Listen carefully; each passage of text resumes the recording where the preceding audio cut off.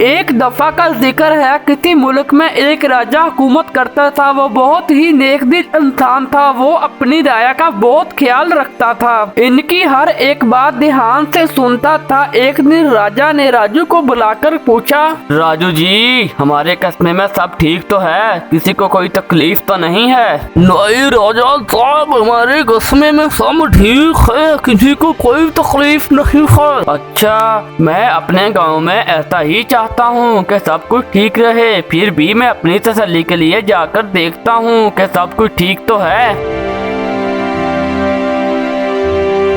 एक रात राजा अपनी शक्ल बदलकर गांव में घूमने लगा। वो एक घर पहुंचा जहां किसान और इसकी बीवी आपस में बातें कर रहे होते हैं। इस बार तो फसल बिल्कुल अच्छी नहीं हुई है। हमारे पास तो बीज लाने के लिए पैसे भी नहीं हैं, जिससे हम दोबारा फसल उगा सकें। आप एक काम क्यों नहीं करते? राजा के पास जाओ और इन्हें अपनी परेशानी का बताओ। मैंने सुना है कि हमारा राजा बहुत ही नेक दिल है, क्या पता कि वो हमारी मदद करते।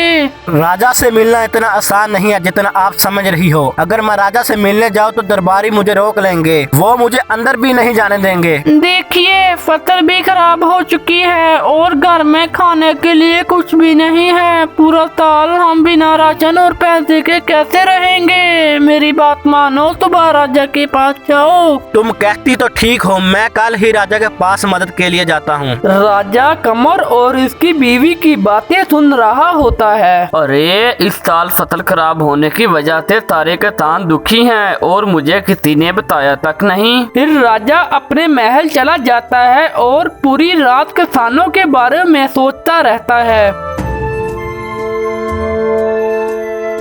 अगली सुबह राजा किसानों की फसलों में पहुंच जाता है, जिसमें कमर किसान की भी फसल होती है। राजा साहब, इस बार बारिशों की वजह से फसल अच्छी नहीं हुई। हमारे पास इतने वसाइल नहीं है कि हम नई फसल उगा सकें। ये सुनकर राजा और इसके वजीर बहुत उदास हो जाते हैं। राजा सभी किसानों को बीज देता है,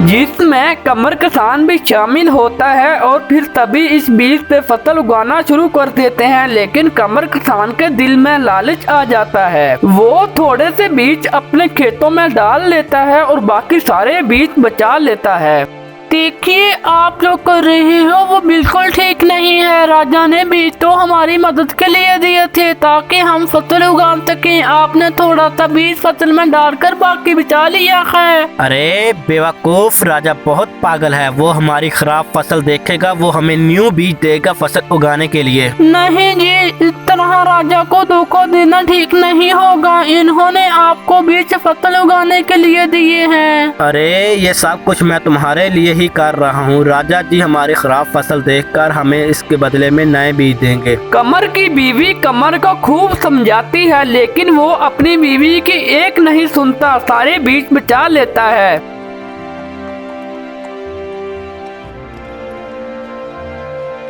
और कुछ दिनों बाद राजा किसानों की फसलों में चक्कर लगाता है। इस बार तो फसल बहुत अच्छी हुई है, पर ये क्या, कमर का खेत तो सूखा पड़ा है। ए राजा, जो आपने बीज मुझे दिए थे फसल उगाने के लिए, वो जाने कहाँ चले गए हैं। मेरे पास इतने पैसे भी नहीं है कि मैं नई फसल उगा सकूं। तुम परेशान न हो, मैं तुम्हें फिर से बीज दूंगा जिससे तुम अपनी फसल उगा सकोगे।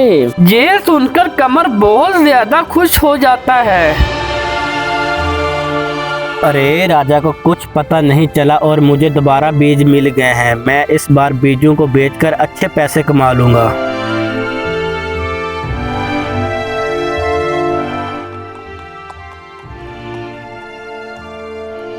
कुछ दिनों बाद राजा फिर फसलों को देखने के लिए आता है और कमर की खराब फसल देखकर वो हैरान हो जाता है। अरे क्या, इस बार भी कमर की फसल खराब पड़ी है? पता नहीं कैसे, मैंने तो तुम्हें खूब अच्छे बीज दिए थे।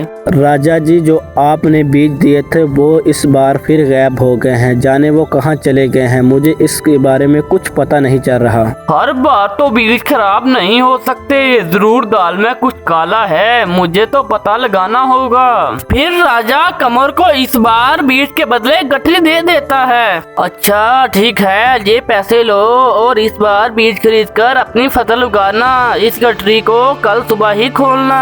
इस बार राजा ने बीज के बदले मुझे पैसे दे दिए हैं, मुझे बीज को बेचने की भी जरूरत नहीं पड़ेगी। और कमर घर चला जाता है और इस गठरी को ले जाकर रख देता है। जैसे ही रात होती है चूहे गठरी को काट कर बाहर निकल आते हैं, क्योंकि राजा ने इस गठरी में चूहे रख दिए थे। चूहे कमर के सारे बीज खा जाते हैं।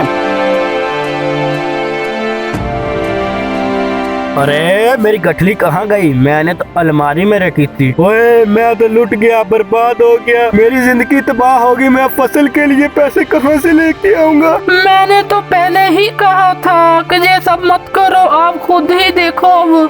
फिर कमर राजा के पास आ जाता है और उससे बताता है, क्या कह रहे हो? ऐसा कैसे हो सकता है? राजा जी मैं बिल्कुल ठीक कह रहा हूँ। अगर बीज गायब हो सकते हैं तो पैसे भी गायब हो सकते हैं। नहीं राजा जी, पैसे कैसे गायब हो सकते हैं? ये सुनकर कमर को सब समझ आ जाता है। फिर राजा कमर को कैदी बनाने के लिए कहता है, नहीं राजा जी मुझे माफ कर दीजिए, मैं लालच में आ गया था। फिर राजा कमर के बहुत माफी मांगने पर उसे माफ कर देता है, उससे जाने की इजाजत देता है। अब सुन कमर, 2 साल तक तुम्हें हमें फसल का आधा हिस्सा देना होगा, समझाना मेरी बात। इस तरह कमर को उसके किए की सजा भी मिल जाती है और सबक भी हासिल हो जाता है।